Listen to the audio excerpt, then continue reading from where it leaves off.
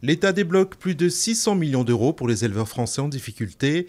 Parmi les principales mesures du plan d'aide, redressement des prix payés aux éleveurs, restructuration de la dette, étiquetage et approvisionnement local. Un plan d'aide qui ne contente pourtant pas tout le monde. Les éleveurs d'Auvergne et Rhône-Alpes, déçus par le gouvernement, annoncent vouloir bloquer les accès à Lyon et Clermont-Ferrand, alors que ceux du Calvados ont eux décidé de lever les barrages.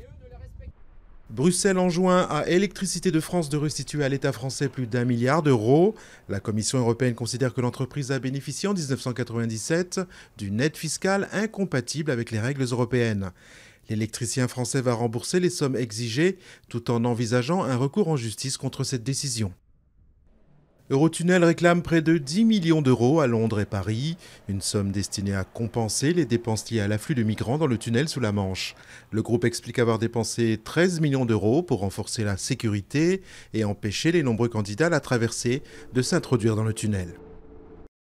Le porte-monnaie de la mafia calabraise s'est allégé de 2 milliards d'euros. La justice italienne a saisi de nombreux biens de l'organisation criminelle internationale.